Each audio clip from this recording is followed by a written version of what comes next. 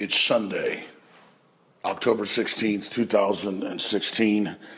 I am filing this emergency voice memo to YouTube and Facebook because, quite frankly, every minute is critical.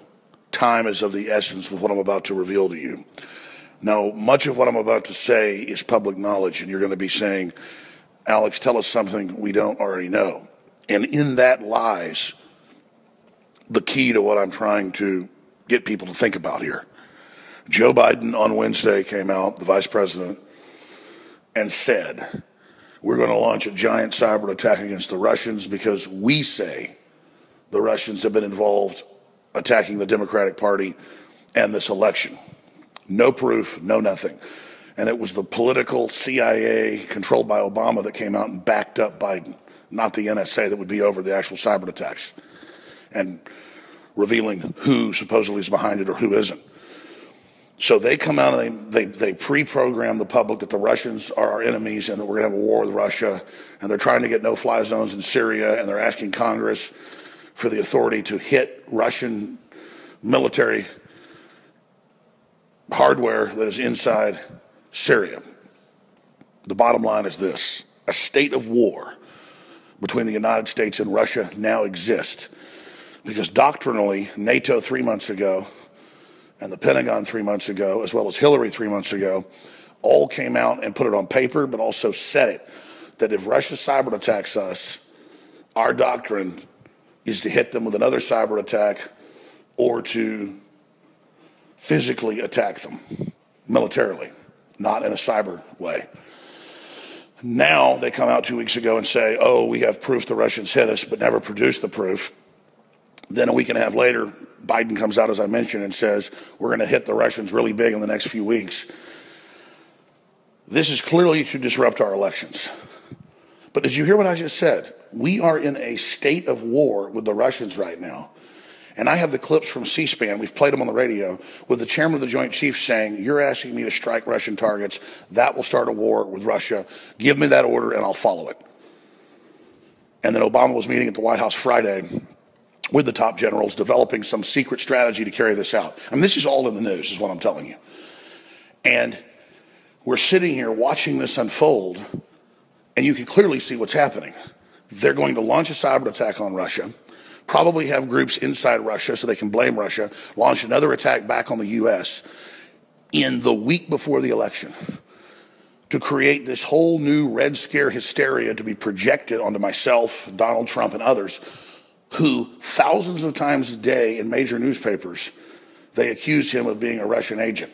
Only hundreds of times a day do they accuse me of that. Totally off the wall, totally ridiculous, unless you're planning a larger war with Russia, and then they know psychologically, generally, the public will get behind any lie, no matter how ridiculous. So here's what we know. A state of war currently exists. It has been declared.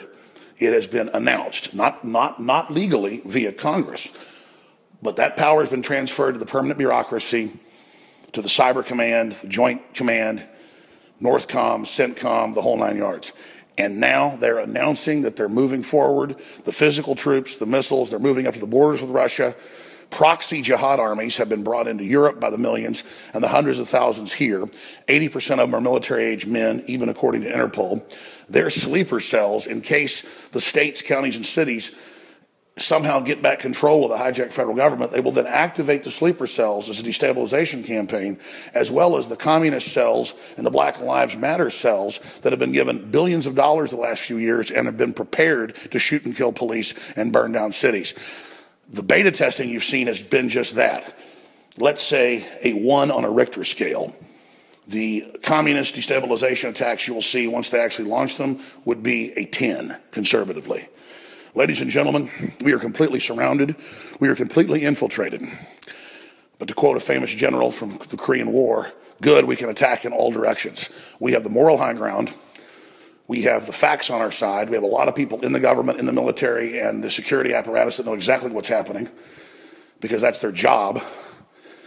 And all I know is we've got to get the word out ahead of this election. This is a plan to bare minimum destabilize our election and basically roll out a new Cold War against patriots who are for nationalism, twisting that and claiming that we're actually against America because we don't want globalists and foreign interests running our nation. England has left with the Brexit, getting out of the EU. Russia is pulling out of the globalist system.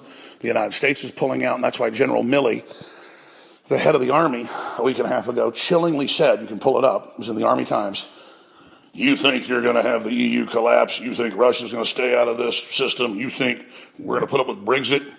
We'll hit you harder than you've ever been hit before. Talking to Russia. So the way, that was a quote, by the way, and he told the Army, prepare for a war as big as World War II. He said it won't be like the scales you've seen before. It's going to be as big or on the scale of World War II. So get that.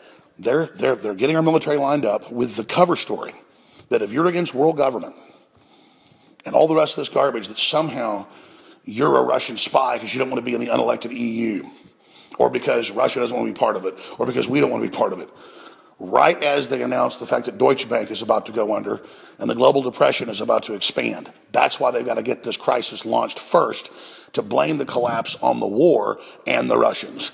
That's my prime analysis. It's as good as you're going to get, ladies and gentlemen. Please add your analysis, your points below. But bottom line, we know the facts. We need to move forward and expose this and hopefully turn the tide. Even Jill Stein, the head of the Green Party, has said you can't vote for Hillary because she wants World War III and Trump is better. I'll be on the radio live today, 4 to 6 p.m. Central, Infowars.com/show. I'm going into the office right now to file this report, but a video version with all the clips backing up everything I've said. So that'll be out in the next 5-6 hours, get it out to everybody. But the United States is now in a state of war with Russia. Infowars.com.